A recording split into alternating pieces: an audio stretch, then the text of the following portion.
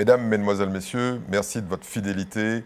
Alors, on a craqué, vous nous avez dit quand est-ce qu'il revient, il est revenu. Le Guadeloupéen le plus dangereux de France est avec nous, Serge Romana. Merci d'avoir accepté notre invitation.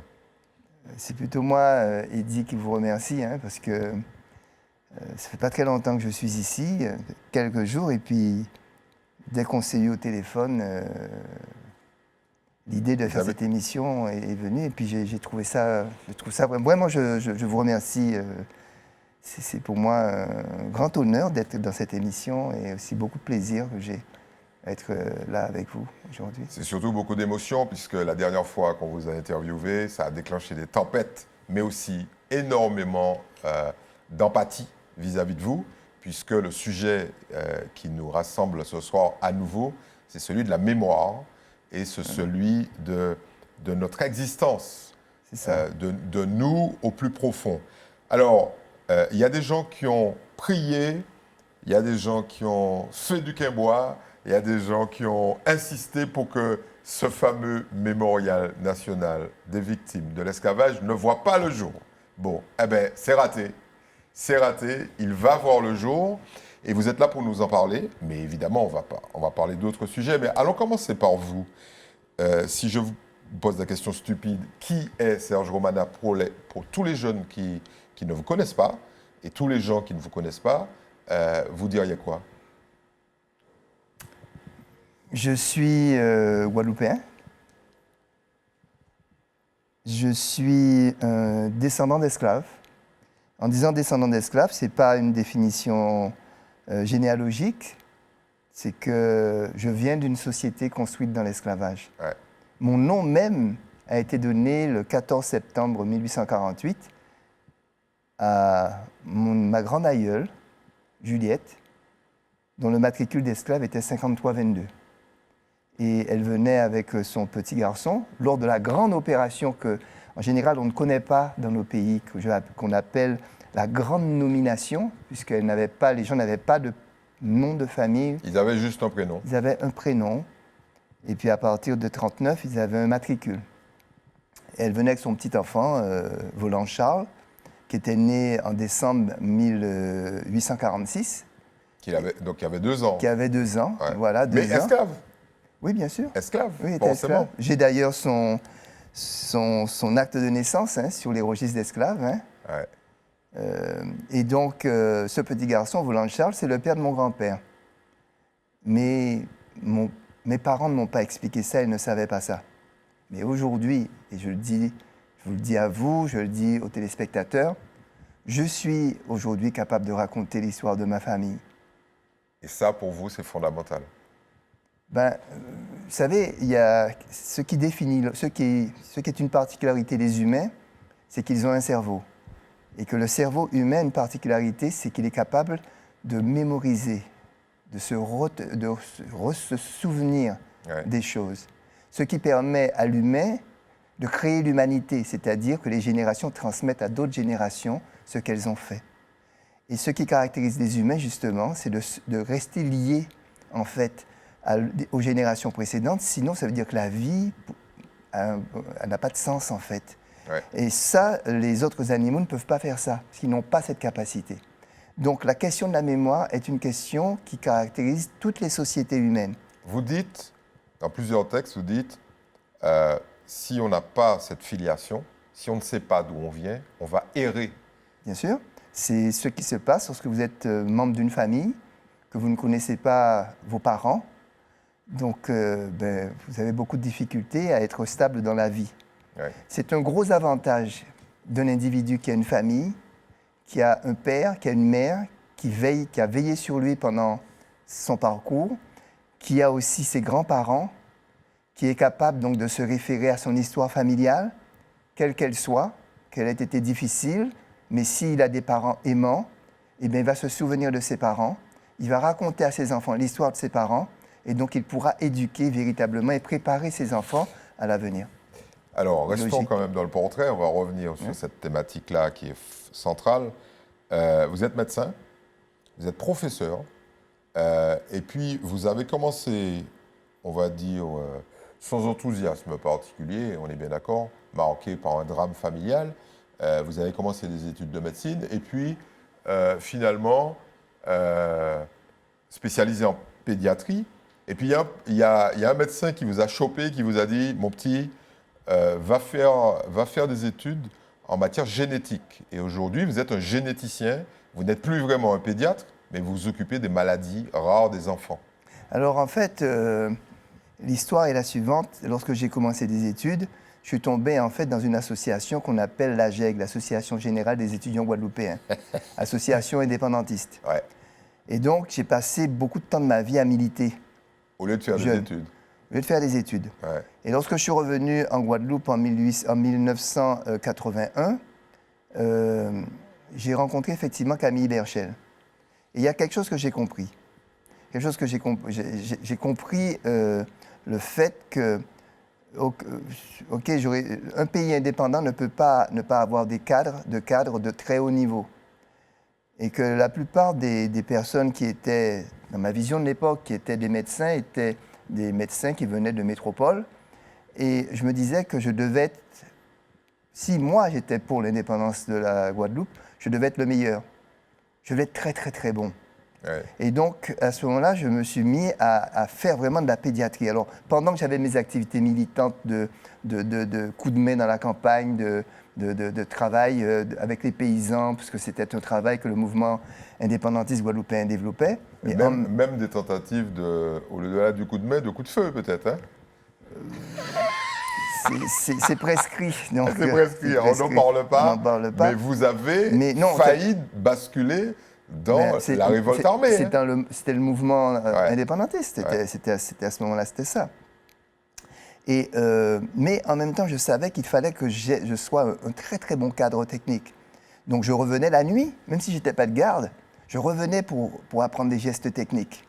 Je revenais pour apprendre parce que je savais que, moi c'est comme ça. J'ai été élevé justement, pour revenir à ce que j'ai dit au tout début, dans une famille où les gens travaillaient, où le sens du travail avait une valeur.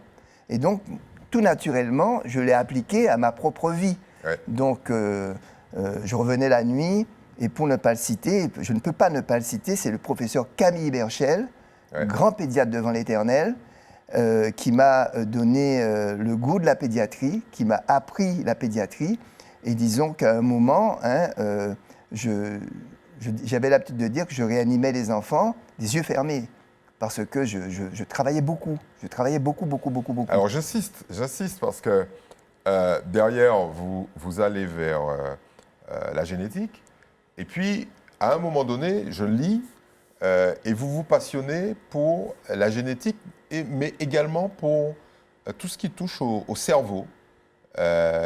Et vous dites, dans une des phrases que j'ai lues, que l'avenir, ça va être ça. Ça va être... oui, la neurobiologie. Voilà. Et vous faites le lien, c'est pour ça que je vous interroge là-dessus. Vous faites le lien entre ça et évidemment l'exercice de la mémoire lié à l'histoire. Alors au départ, c'était pas ça.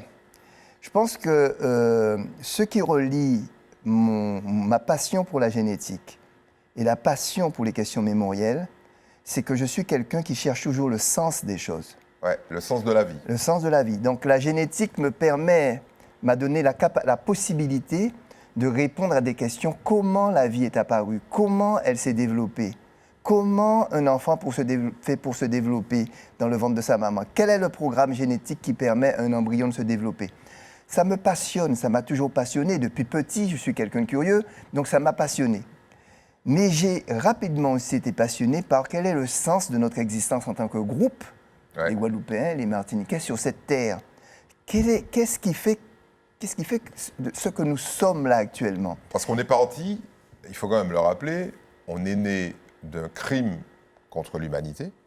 Aujourd'hui, c'est reconnu, c'est dans les textes, c'est dans la loi, etc. Mais ça ne résout pas l'énigme de base que vous soulevez.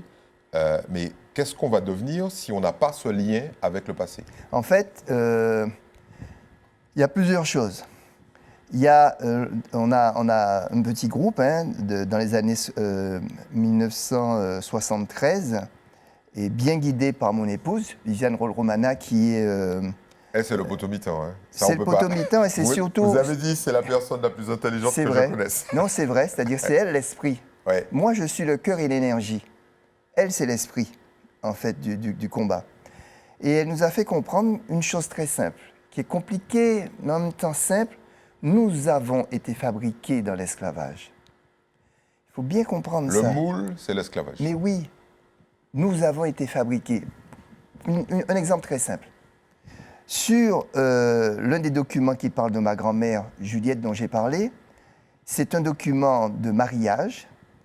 C'est un contrat de mariage entre sa maîtresse, Joséphine, et M. Montout de Farat, le propriétaire. Ils se marient, c'est 2 personnes. Dans la dot de Joséphine, il y a 2 esclaves. Clémentine, c'est marqué comme ça, hein, Clémentine négresse, 1200 francs, à la ligne. Juliette mulâtresse, 1500 francs.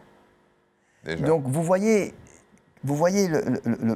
là, on est au cœur Il y a des déjà de la différences. discrimination. Mais elle est là, la discrimination. de Elles ont le couleur même âge. et de tarifs. Elles ont le même âge, mais du fait de la couleur différente, elles ont un prix différent. Ouais. Et lorsque je dis qu'on est né dans ce moule-là, je dis que ça veut dire que ça nous a fabriqués. Ça a fabriqué justement la hiérarchie des couleurs dans laquelle on vit. Ouais. Et je finirai, je veux juste rappeler à nos auditeurs 2 articles du Code noir qui sont magnifiques en termes en tout cas de pédagogie. de pédagogie. Article 12 du Code noir pose la question « À qui appartient l'enfant ?» Il répond « L'enfant appartient au maître de la mère ». L'article 13 pose la question « Le statut de qui l'enfant suit ?» Et l'article répond « L'enfant suit le statut de la mère ». C'est-à-dire que si la mère est esclave, l'enfant qui naît sera esclave. Si la mère n'est pas esclave et si le père est esclave, l'enfant ne sera pas esclave. Ce qui place l'homme, déjà dans la loi, dans une position particulière. D'infériorité. En tout cas particulière. Ouais. D'accord ? Vous n'osez pas, mais il Non, était parce que, en tout cas, il est dans une situation compliquée. Ouais. D'accord ? Et c'est là que Extrêmement compliquée. On crée volontairement une société matrifocale. On est dans, en tout cas, un des éléments de création de la matrifocalité antillaise, avec un autre aspect, d'ailleurs, que Victor Schellcher va... Je recommande aux téléspectateurs, d'ailleurs, de lire le livre de Victor Schellcher, qu'il a publié en 1842, « Abolition immédiate de l'esclavage ». Ouais. D'accord ? Et c'est très intéressant. C'est un livre qui décrit sociologiquement la chose, Ouais. la situation. Et là-dedans, il explique qu'il y a des pères, des hommes qui disent « Mais pourquoi voulez-vous que nous marions ? Puisque nous ne sommes pas capables de défendre nos enfants et nos femmes. » Donc, tout cela, lorsque je dis que je suis un descendant d'esclaves, je suis l'enfant de Juliette, dont les pères des enfants ne sont pas connus. Je ne sais pas qui est le père de Voland-Charles.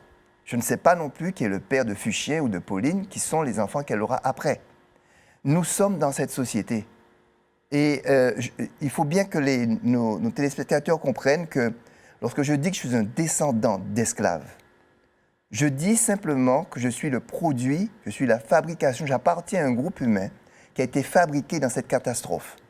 D'accord ? Mais que je ne pleure pas là-dessus. Ouais. Que je dis que c'est ça s'est créé comme ça, mais qu'après, eh bien, nous nous sommes battus pour vivre, on a relevé un certain nombre de défis. Alors d'autres ont pu les relever plus facilement. Nous avons des personnes qu'on l'on connaît, hein, qui symbolisent ces réussites qui sont des gens comme Césaire, Ouais. d'accord ? Ou Exigip Legitimus en Guadeloupe. Bref, il y a toute une armée de combattants. Les gens ont fait comme ils ont pu. D'accord ? Vous avez des chamoiseaux, vous avez des gens qui ont porté ces pays au plan international. Ce qui n'empêche pas que jusqu'à aujourd'hui,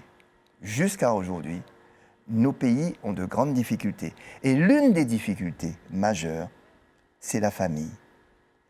Et dans la famille, c'est la capacité justement à donner à nos familles un temps long. C'est la grande difficulté à comprendre que ce ne sont pas des esclaves. Ce sont des aïeux qui ont vécu en esclavage. Et qu'il y a eu pendant très longtemps une honte sur ces personnes. Ouais. Au point que, en fait, on ne pouvait parler d'eux que comme de grands héros, comme de grands combattants. Ouais, c'était tous des combattants. Non, c'est pas vrai. L'histoire ne montre pas ça. Mais c'est tellement compliqué de dire qu'on vient de cette histoire. Eh bien, voilà, ça devient des grands combattants. Ou bien il faut même aller en Afrique pour trouver de la fierté gigantesque.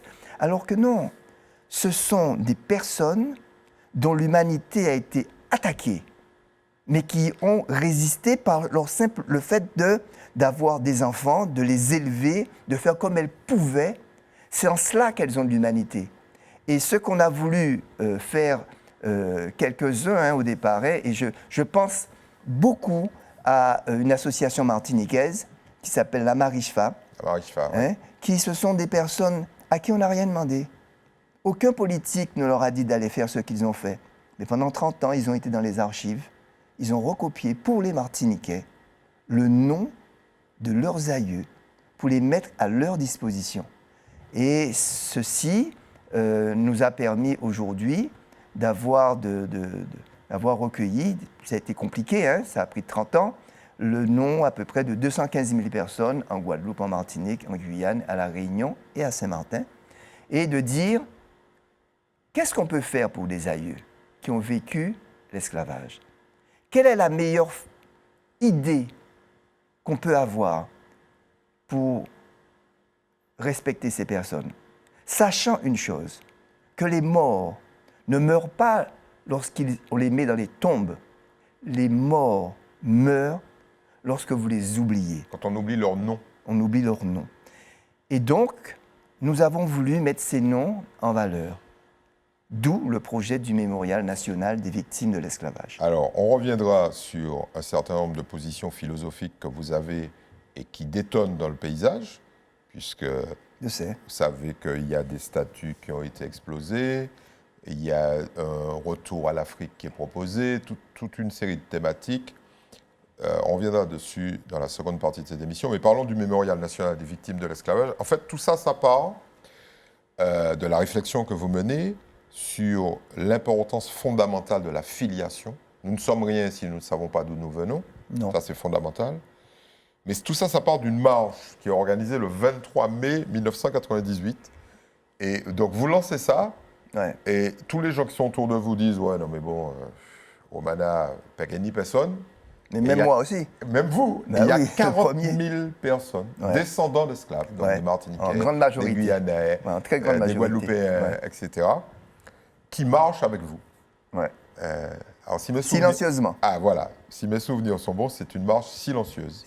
C'était quelque chose de très important. Ça me rappelle Fodé Silla, qui était à l'époque président de SOS Racisme, qu'on avait invité, et qui dit une marche silencieuse, ça n'existe pas. On lui a dit, mais là, cher ami, chut. C'est comme ça. Voilà. Et c'est nous qui disons, c'est pas toi. Et ce qui est intéressant, c'est que ça répond à la question même de l'existence de cette diaspora. Exactement. Et parce que, en fait, bouche cousue, mais totalement inconnue. Tandis que là, vous faites apparaître dans la société française cette diaspora qui a droit à la parole. Exactement. Notamment ce qui concerne son histoire. Dans le silence. Formidable. Dans le silence. Et cette histoire, on va nourrir à la fois les recherches, parce que vos bénévoles, alors allons leur rendre hommage, il faut qu'ils soient félicités. Les bénévoles qui vont aller dans les archives, etc., chercher les noms des gens. Et puis surtout, ça va secouer le gouvernement français qui a dû se dire à l'époque, bon, 98, donc c'est 98, c'est Jospin. C'est Jacques Chirac à la présidence, mais c'est Jospin qui gère le pays. Exact. Ils ont dû se dire, là, il y a quelque chose. Oui, parce qu'en fait, les autorités, il faut voir l'avancée des choses. Sur la question de l'esclavage, jusqu'à 1998, on ne parlait d'esclavage que dans Guadeloupe, Martinique, Guyane et Réunion, que d'une certaine façon. Laquelle? L'abolition de l'esclavage. C'est tout. Oui, c'est-à-dire on commémorait l'abolition de l'esclavage. D'ailleurs, les journées commémoratives en Martinique, en Guadeloupe, en Guyane, à La Réunion et à Saint-Martin sont toujours des journées de commémoration de l'abolition de l'esclavage. Ouais. D'accord? Et il se trouve que pour ce 150e, le gouvernement français a voulu faire un événement national. Donc c'est bien, ils ont voulu faire un événement national. Mais ils voulaient donc, encore une fois, qu'on commémore l'abolition de l'esclavage. En disant aux jeunes, Mais regardez, la République, elle est capable de faire de belles choses. Elle est capable d'abolir l'esclavage. Oui, parce que le procès qui est fait à la République de manière régulière, c'est un procès de l'absence de repentance. Et la République dit, attendez, j'ai pas fait que de mauvaises choses. D'ailleurs, j'ai aboli l'esclavage. Bon, heureusement. Mais alors, sur cette question, on va y revenir peut-être, mais je dis à nos téléspectateurs, vous voulez qu'on vous respecte? Commencez par respecter vos aïeux. On respecte les humains qui respectent leurs aïeux. Jamais on ne vous respectera si vous ne respectez pas vos parents. Jamais. Parce que s'il y a quelque chose de particulier sur cette terre, c'est que tous les humains, dans leur société, honorent leurs aïeux. Et pas seulement les aïeux, les pères et mères qui viennent de mourir. Ils honorent leur lignée. La lignée. Ouais. C'est comme ça. Les chiens ne font pas ça. Les bœufs ne font pas ça parce qu'ils n'ont pas de mémoire.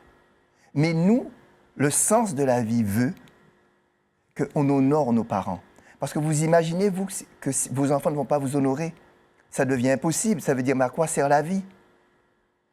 Même les religions, le mot même ne va pas.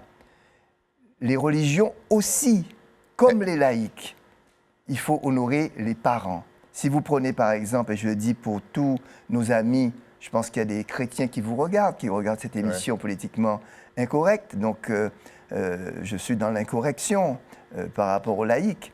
Mais si vous regardez le 4e commandement de Dieu, je ne suis pas particulièrement... Mais il vous dit, c'est le seul, honore ton père et ta mère, pour qu'un avenir te soit réservé dans le domaine de Dieu. C'est-à-dire que c'est quelque chose d'humain. C'est fondamentalement humain.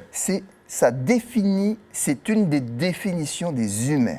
D'ailleurs, l'ensemble des structures liées à la mort, à tous les temples, à toutes les tombes, à tous les cimetières, le caractère sacré du mort est totalement universel. C'est universel. C'est l'humanité. Et s'il n'y a pas de transmission, il n'y a pas d'humanité. C'est le désert. Mais il n'y a pas d'humanité. Ouais. Vous trouvez chez les chiens, chez les bœufs, etc., qui n'ont pas cette capacité de mémoire, de souvenir que l'on a. Ils ne sont pas capables de ritualiser justement les questions mémorielles et leur rapport avec leur lignée. Bon. Donc ça, donc en 98, on avait fait cette réflexion, on s'était dit, OK, on nous l'a déjà fait. On l'a déjà fait depuis longtemps où on chantait les Shellsheris grâce à Shellshare, etc. Tout ça, l'abolition, c'est bien, OK, pas de problème. Mais quand est-ce que nous honorons la mémoire de nos parents qui ont souffert de l'esclavage? Donc en clair, là, on passe de la célébration un peu controversée, notamment sur le plan historique, de l'abolition, des abolitions, Ouais. à la consécration du souvenir De la mémoire des parents. de la mémoire de ceux qui ont été esclaves et qui n'ont pas connu l'abolition. Vous comprenez? Ouais. Ou même ceux qui ont connu l'abolition, c'est-à-dire que les personnes qui ont connu... On a de tous. Allons donner les chiffres, parce que les gens ne s'imaginent pas. En Martinique, il y a à peu près 70 à 73 000 personnes qui étaient encore esclaves en 1848. Et alors le chiffre que je vais peut-être vous apporter, c'est qu'il y a près de 800 000 esclaves qui ont été déportés en Martinique. Alors c'est ça. Et il ne reste plus, donc à partir de 1635, etc., il ne reste plus que 75 000 personnes. Donc on imagine bien la catastrophe. C'est une catastrophe humanitaire. La mortalité est très importante. La mortalité, elle est totale. La mortalité est importante. Le taux de reproduction des femmes est faible. Ouais. D'accord. En Guadeloupe, en 1948, c'est à peu près 85 à 87 500 personnes qui devaient être nos meurtres, qui sont libérées. À la Réunion, c'est à peu près 60 000 personnes. Et à la Guyane, c'est 12 000, en gros 500 personnes. À Saint-Martin, c'est à peu près 2 000 personnes. Voilà. D'accord? C'est à peu près ça. Donc, au total, à peu près 230 000 personnes. Et comme il y a beaucoup de registres qui ont été perdus, donc on a, pour ceux qui ont été perdus, si je prends la montagne Pelée, donc et Saint-Pierre, donc il a fallu faire un gros travail de reconstruction des bases de données. Gros travail de reconstruction. Serge Romana, on fait une petite pause et on revient sur des questions qui sont, celles-là, beaucoup plus terribles. Merci, à tout de suite.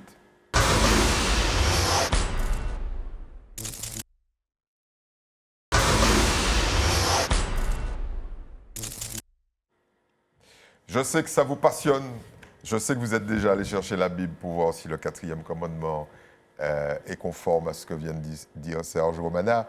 Mais Monsieur Romana, Monsieur le professeur Romana, allons boucler cette partie historique sur ce fameux mémorial national des victimes de l'esclavage. Alors, bon, très concrètement, bon, c'est un long cheminement. Tout le monde n'est pas d'accord. Il y a en tout cas une personne qui vous a donné, comme on dit chez nous, un PAL, c'est Anne Hidalgo, de la ville de Paris, et surtout Jacques Martial, qui a repris ce projet, qui au départ devait aboutir à une espèce de monument aux Tuileries. Le gouvernement s'empare de ça et dit « Moi, je veux un monument à l'esclave inconnu ». Et là, évidemment, vous bondissez et vous dites « Hors de question ». Parce que, évidemment, esclave inconnu, pas ni non. Non. Bon. Alors, ce n'est pas le gouvernement, parce qu'en général, de la Martinique, on a l'impression qu'il y a le gouvernement. Oui. En fait, au sein du gouvernement, il y a des contradictions. Le ministère de la Culture veut une allégorie à l'esclavage. Mais dans les équipes du président de la République, non, il y a des gens qui sont pour la question des noms. Donc, un premier concours est organisé avec les règles du ministère de la Culture. Alors, allons préciser, parce que vous savez qu'ici, l'image d'Emmanuel Macron n'est pas très bonne, globalement. En France aussi, d'ailleurs. Mais c'est quand même lui. Ah oui. C'est lui qui dit, il faut que ça se fasse. Ah oui. Ouais. Ah oui, il faut quand même lui rendre hommage sur ça. Ah ben moi, c'est grand respect. Ouais. Parce que ce qui va rester, peut-être de lui-même aussi, entre autres, c'est ce mémorial pour des siècles et des siècles, enfin pour plein vous voyez, donc non, il n'y a pas de souci. En tout cas, pour aller vite, lorsque finalement, au bout de beaucoup de réflexions, de difficultés, de ce que vous voulez, je passe toutes les difficultés, c'est pas très important, on n'a pas le temps. Un jour avec Jacques Martial, donc on se rend au Trocadéro, parce qu'il y avait une proposition du préfet de la préfecture d'Île-de-France de faire ça sur les murs de part et d'autre de la fontaine de Varsovie, donc de grands murs. Et donc nous on a dit non, c'est pas possible. Bref, puisqu'on veut un lieu d'intimité qu'on puisse commémorer. Donc avec Jacques, on s'est donné rendez-vous et puis on a vu et on est tombé sur le jardin du Trocadéro. Un lieu extrêmement beau et très calme. Et on s'est dit, c'est là qu'il y aura le mémorial. Et donc la ville de Paris a soutenu tout de suite, parce que c'est sa propriété. Oui, c'est la propriété de la ville de Paris. Il faut quand même et le là, rappeler. elle signe un accord avec l'État. Il y a les grandes périodes, les grands moments clés pour que les téléspectateurs puissent comprendre. Il y a d'abord le choix, donc grande aide. C'est pas une aide, c'est un apport direct, participation de la mairie de Paris, d'Anne Hidalgo, et donc de Jacques Martial, défunt Jacques Martial, paix à son âme. Ça, c'est la première chose. Deuxième point extrêmement important, création d'un comité de pilotage. Et que je co-dirige avec le ministre de l'Outre-mer, c'était quelque chose de fondamental, parce que les ministres changent tout le temps. Donc, s'il y avait pas... 7, là, derrière. Mais oui, moi, j'en ai vu 9. Hein. Moi, depuis que j'ai commencé ce truc, j'en ai vu 9. Et donc, s'il n'y avait pas un point fixe, avec un comité de pilotage dans lequel on a mis des personnalités pour la Martinique, Marie-Josée Ali, Sonia Schenkun pour la Réunion, Frédéric Réjean, et puis les associations mémorielles. Le CM98, la Marichfa, l'Association des professeurs d'histoire-géographie de la Guyane, l'Association pour les noms de la Réunion, les 4 associations présentes. Bref, un comité de pilotage de gens qui travaillent, qui connaissent... Voilà. Donc on a bossé, on a créé ce comité de pilotage. Puis après, on a eu un point de blocage. Alors on a organisé le concours avec les différentes... concours d'architectes, de paysagistes. Ouais. On a choisi celui qui nous paraissait le mieux, dans la mesure où on voulait quelque chose de magnifique. Alors, allons décrire un peu. On n'a pas d'image, mais bon, grosso modo, alors, en fait, je vous fais confiance. C'est un jardin. Ouais. Et ce jardin va servir d'écrin à, on va dire, des plaques qui vont être des plaques, des allées qui vont être plus ou moins bordées de plaques faites en pierre de lave. Donc ça vient de la lave. On voulait quelque chose qui rappelle les volcans de nos îles. Parce que c'est quand même, là, il y en a au moins 3. Absolument. Chaque pierre de lave va être émaillée avec une couleur particulière. Par exemple, le bleu pour la Martinique, le vert pour la Guadeloupe. Enfin bref, on aura des couleurs particulières. Et les noms vont être gravés par commune, donc par pays, par commune et par ordre alphabétique. D'accord. Pour que les gens puissent se repérer très rapidement. 215 000 au total. Et il y aura des bornes, des gros blocs de lave sur lesquels vont être gravés des éléments d'histoire, d'accord, pour que les gens puissent comprendre qu'est-ce qu'ont vécu ces personnes. Ouais. Donc, ce n'est pas du tout un exotisme de la souffrance. Je reprends le mot de Guédon, de notre grand artiste Guédon, qui disait « faut sortir de l'exotisme de la souffrance ». Ça va être des données scientifiques, d'accord. Il y aura quelques témoignages et probablement il y aura des bancs. Et les bancs, il y aura des bancs sonores. On va entendre Thiémile, on va entendre des chanteurs guadeloupéens, des chanteurs martiniquais, on va entendre aussi des poèmes, on va entendre des témoignages de personnes dans les cales du bateau. Bref, pour que les gens puissent comprendre, c'est un jardin, c'est beau. Mais c'est d'abord un mémorial. Ça paraît le paradis, mais les éléments d'histoire vont décrire l'enfer dans le paradis. Le jardin, vous allez voir, hein, il y a aussi un espace important pour les 4 millions de personnes qui ont vécu en esclavage dans les colonies françaises, mais dont on n'a pas les noms, soit qui n'ont pas été nommés, soit lorsqu'il s'agit d'Africains, eh bien, les noms, on les a perdus. Et ça va être sur une petite île sur laquelle personne ne pourra aller. Il y aura 4 monolithes de pierres brutes de lave noire qui va être appelée l'île de l'esclave sans nom. D'accord. Et autour de cette île, à côté, il y aura une plaque qui pour les territoires où on n'a pas de nom, Haïti, Haïti, Mayotte, Gorée et Saint-Louis, qui étaient aussi des colonies françaises, et avec pour lesquelles il n'y a pas eu le problème, il n'y a pas eu la nomination. Donc, si les personnes... Nous avons créé un site pour que les gens puissent venir vérifier. Alors, il va passer à l'antenne avec un synthé. Voilà, c'est un site c'est mémorial-trocadéro.org. Donc, vous pouvez aller regarder sur ce site qui est actif actuellement si votre nom et les noms de vos parents s'y trouvent. S'ils ne s'y trouvent pas, il y a plusieurs solutions. Soit qu'il s'agit de noms d'affranchis avant 1848, soit il s'agit de noms d'un propriétaire, soit parce que les données sont incomplètes, eh bien, il n'est pas là. Et il y a un petit formulaire que vous pourrez remplir. Et si vous êtes certain que votre parent était un nouveau libre de 1848, vous nous envoyez la preuve que ça l'est et il va être inscrit sur Mémorial. Mais comme nous devons donner les listes de noms en janvier, eh bien, il faut répondre il faut répondre sur ce site, il faut y aller rapidement. Dans un délai de 2 mois. Un mois jusqu'à la fin donc, de l'année pour pouvoir y aller et pour pouvoir réagir. Félicitations. Ça a été un combat de longue haleine. Ça a été un combat et je vous dirais quelque chose. Alors, ça a été un combat. Je vous rappelle que là que tous les pays sont réunis. C'est très important. Ils sont réunis dans un même espace. D'accord ? Les pays où il y a eu l'esclavage jusqu'en 1848 en France, enfin, l'esclavage français. Et le montant fait aujourd'hui à peu près 5 millions d'euros. 5 millions d'euros que l'État a pris en charge. Et vous connaissez les problèmes de budget de l'État aujourd'hui. Donc ça a été très compliqué. Et alors là, est-ce qu'on peut rendre hommage à quelqu'un qui est aussi très controversé ? Manuel Valls. Manuel Valls. Bien sûr. Ouais, c'est lui qui a pris cette décision. Ça se passe dans ce qu'on appelle des réunions interministérielles, où il y a Bercy, il y a la culture, il y a autre personne. Il a tapé du poing sur la table. En tout cas, il a fait en sorte qu'on a sanctuarisé ces 4,8 millions d'euros qui sont aujourd'hui engagés.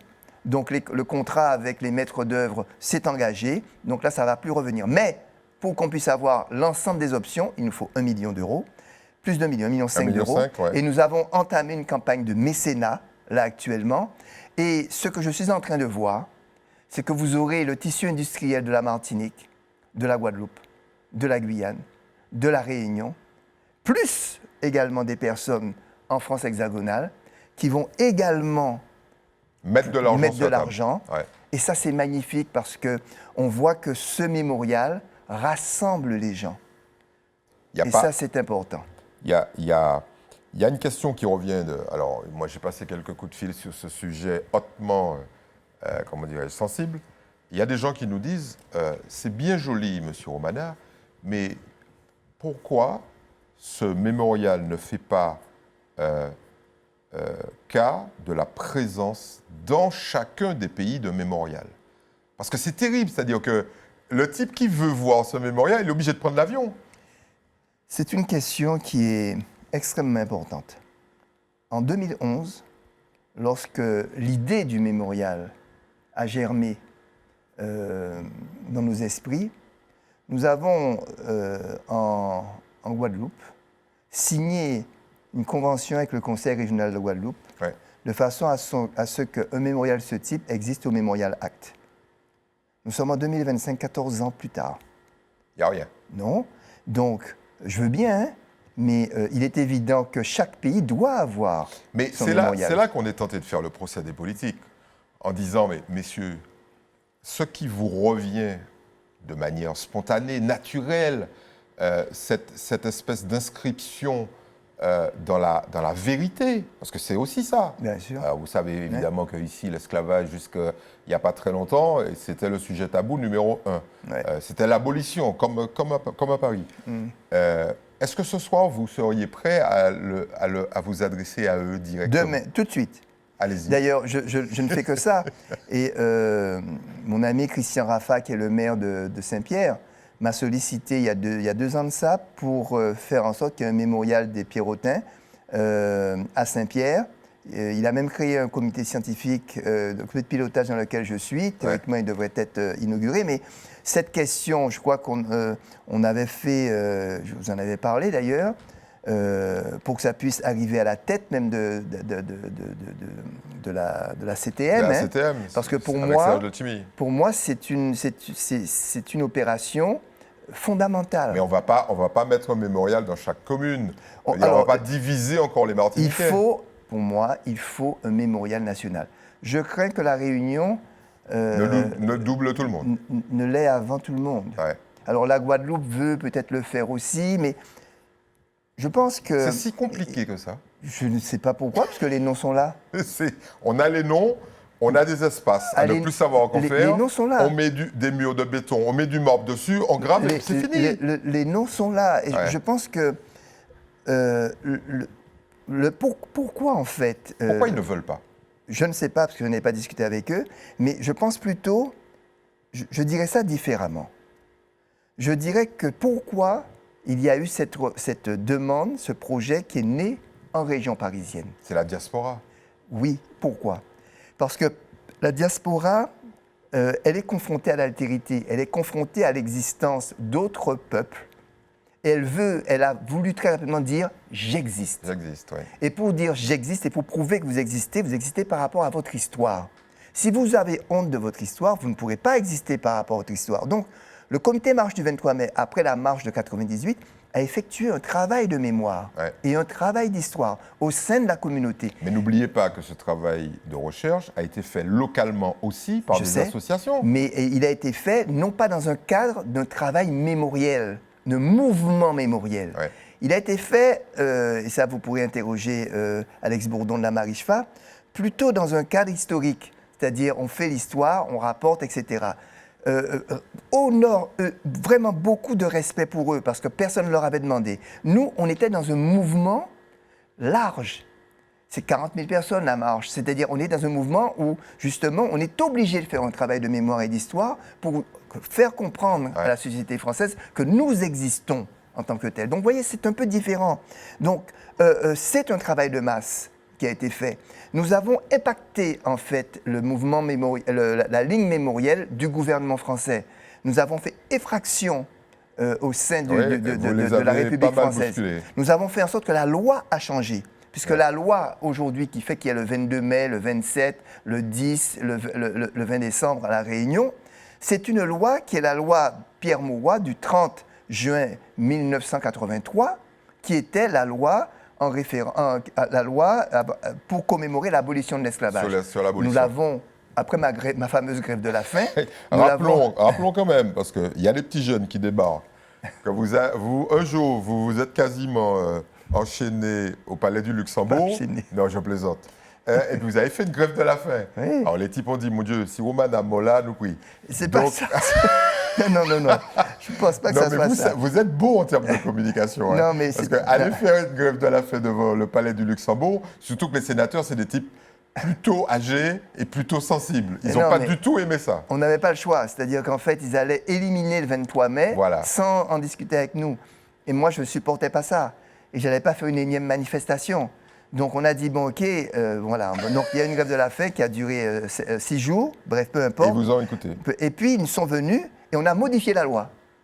Il faut bien comprendre. Il faut que nos téléspectateurs comprennent. Non, pas nos téléspectateurs. Eux, ils ont déjà compris. Nos politiques comprennent qu'on peut modifier la loi. En tout cas, ils doivent le savoir. Ils ont Non, modifié. non, à mon avis, non. Si, parce qu'il y a eu une loi, la loi Letchimy sur l'indivisibilité. Ah non, l'a il y a fait. quelques exceptions. Mais bien sûr, Je donc parle c'est important. Donc, Letchimy a pris son bateau de pèlerin et là, il s'est battu. Eh bien, voilà ce que Mais je vous dis. que font les autres? mais en tout cas, un mouvement populaire a fait en sorte de modifier la loi. Et aujourd'hui, dans la loi française, il est marqué que la République doit commémorer l'abolition de l'esclavage et la mémoire des victimes de l'esclavage. Tout à fait. Alors, ça, c'est fantastique. parlons de cette mémoire.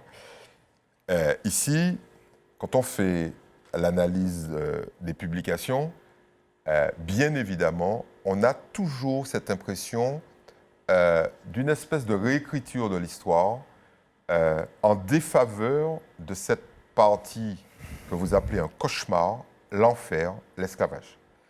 Et il y a une espèce de révisionnisme permanent. Alors, le truc classique, c'est en décrivant les horreurs qui ont eu lieu pendant la période d'esclavage, on déshumanise les esclaves. Vous ne partagez pas ça. Vous dites, il y a eu des horreurs, il y a des gens qui ont souffert, racontons ces souffrances, mais n'oublions pas que ce sont des êtres humains, Nos parents nos parents et nos parents. et nos parents. Qu'est-ce que vous pensez de cette espèce de révisionnisme latent à longueur de texte, hein? C'est impressionnant. Il faut redonner aux esclaves leur dignité, etc. Mais on a ici très peu d'historiens, il y en a quelques-uns, hein, mais en Guadeloupe, notamment en Martinique, très peu d'historiens insistent sur cette espèce d'enfer absolu qu'était l'esclavage. Parce que regardez les chiffres que vous avez annoncés. Vous savez, je vais vous dire, hein, en Guadeloupe, nous avons un proverbe. C'est poil à chien qu'a guéri Maudin à chien. Expliquez-nous ça. Lorsqu'un chien vous mord, donc il y a une plaie, Ouais. c'est en utilisant les poils des chiens que vous allez guérir la morsure. Voilà. L'antidote est sur celui qui vous a Ça mordu. veut dire que ce n'est pas en vous cachant que vous allez guérir le problème. Les Martiniquais, comme les Guadeloupéens, sont mal à l'aise par rapport à ça. Ils ont mal par rapport à ça. Ouais. Ils sont en difficulté, ils sont en colère. Mais et ils n'honorent pas leurs parents. Ils ne les connaissent même pas. Donc nous, c'est très simple. On a dit, on va mettre le nez dans le caca pour pouvoir en sortir. Ça a été le principe philosophique. Ouais. Et ça a été le principe philosophique à partir d'observations simples. C'est comment nous fonctionnons là aujourd'hui. Viviane, mon épouse, et ça va être la dernière chose qu'il faudra que je en parle. Non, mais moi je vais revenir sur elle. Ne vous inquiétez pas. Eh bien, Viviane, Rappelons son métier. elle est psychologue, Voilà. elle est spécialiste en ethnopsychiatrie. Et donc, en fait, dans le dispositif d'ethnopsychiatrie, vous avez des thérapeutes de différents pays. Il y avait des thérapeutes d'Afrique, du Maghreb, et d'Afrique, ça ne veut rien dire l'Afrique. Ouais. L'Afrique, c'est l'endroit où il y a le plus de diversité culturelle. Ouais. Les gens réduisent l'Afrique à une couleur de peau. Ouais. Bon Dieu. Quelle catastrophe. Dès qu'on vous réduit à une couleur de peau, c'est quand même lamentable. Bref. Non, c'est un territoire où l'homme a existé depuis très longtemps et où les cultures ont eu le temps de se développer. C'est d'ailleurs le territoire et moi, le généticien, d'où il vient. et moi, le généticien qui vous dit que c'est là, cet endroit où la diversité humaine est la plus importante. Ouais. Mais on réduit à la couleur de la peau. Parenthèse fermée. Lorsqu'une famille entière arrivait dans ce dispositif d'ethnopsychiatrie, c'est une femme avec ses enfants qui arrivait et qui disait en général « On m'a fait du mal, c'est tombé sur mes enfants. » Je suis sûr qu'il y a beaucoup de téléspectateurs qui comprennent bien ce que je suis en train de raconter. Allons quand même rappeler un sondage que nous avons réalisé qui indique que 65% des Martiniquais disent que la folie, ce n'est pas une maladie, que c'est un sort. C'est un sort. C'est-à-dire, de toute façon, donc, et les thérapeutes africains ne comprenaient pas ce qui se passait. Vous savez ce qu'ils ne comprenaient pas? Ils ne comprenaient pas, il n'y avait pas de père. Ils disaient, mais où est le père? Où est le grand frère? Où est le tonton?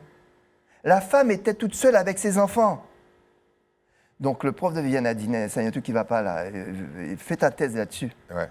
Et elle a, à ce moment-là, redécouvert la matrifocalité et elle a vu la naissance de ce système, c'est un peu caricatural, mais dans l'esclavage, et que ce soit les Haïtiens, c'était pareil, les Noirs américains, enfin bref, etc., etc. Et en fait, pour aborder l'esclavage, Viviane a organisé plus de 600 séances de groupes de parole en région parisienne, où les gens ont commencé à témoigner. Et les gens se sont rendus compte que ceux qu'ils vivaient dans leur famille, mais d'autres vivaient pareil. Jalousie là, méchanceté là, et la question de la couleur de la peau, au monde chivé là, c'est-à-dire on y des témoignages. Hein. Il y avait une fille qui mettait des gros bigoudis dans sa tête, des gros bigoudis.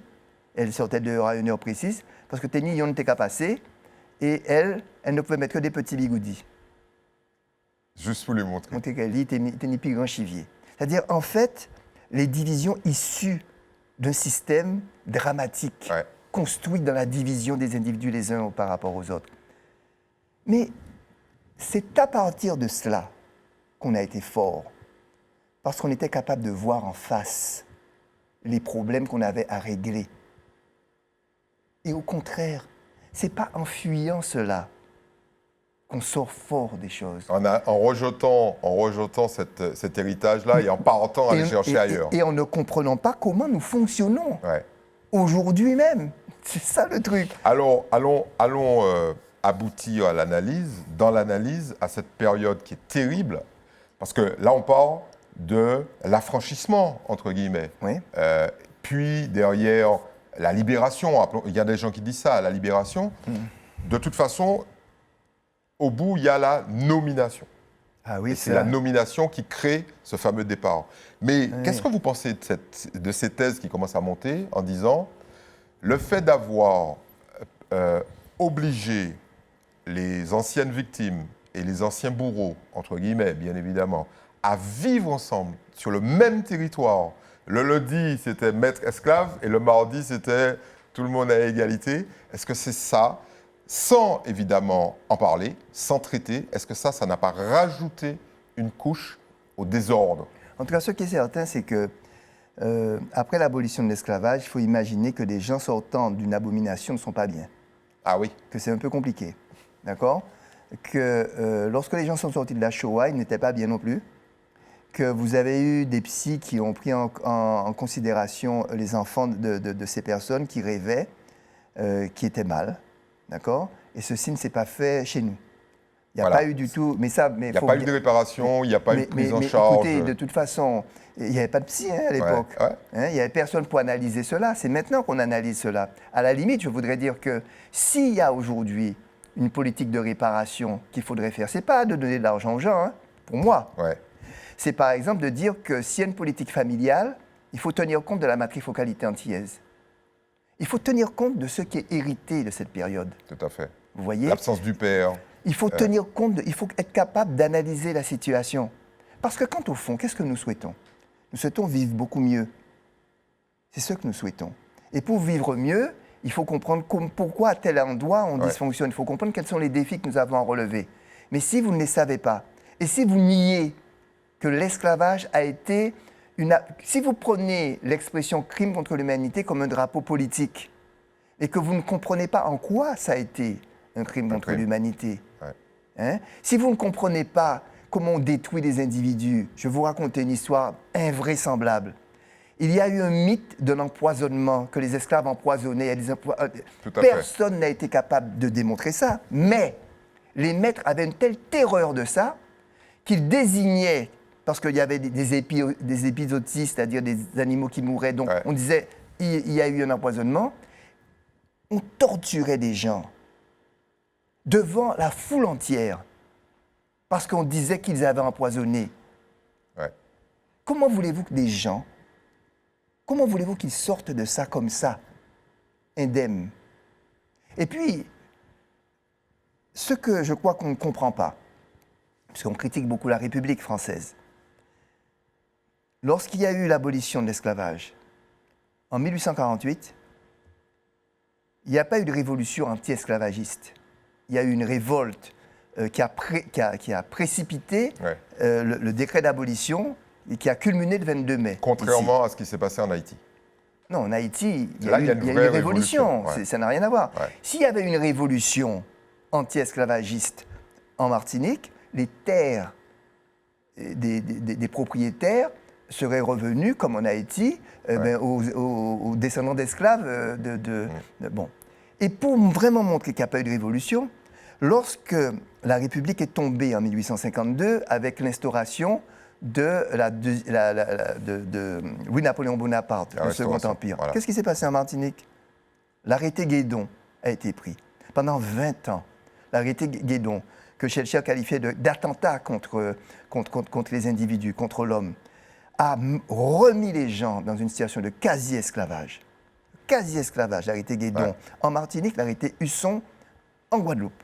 Ce qui veut dire que, et juste pour finir, et ça me semble important, lorsque la République est revenue, la Troisième République est revenue, l'expérience en fait martiniquaise, comme guadeloupéenne, était que seuls les Martiniquais n'étaient pas capables de se dresser devant les propriétaires fonciers. C'est pour ça qu'il y a eu le schellcherisme. Oui, tout à fait. C'est pour ça. C'est la faiblesse interne qui a fait que le schellcherisme est venu, parce que c'était la seule façon de se dresser devant les propriétaires. Et donc à ce moment-là, il y a eu l'excès. Il y a eu le schellcherisme, avec des statues partout, etc. Et il est logique de comprendre qu'à un moment, il a fallu que ceci cesse. Tout à fait. D'où ce qui s'est passé par la suite.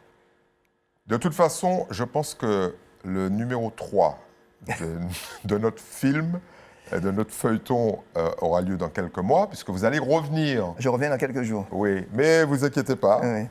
On va militer ensemble pour avoir notre mémorial dans chacun de nos pays. Ah, ça c'est clair. Je suis un combattant de mémorial dans chaque pays. Et moi, ce que je lis, c'est que vous gagnez.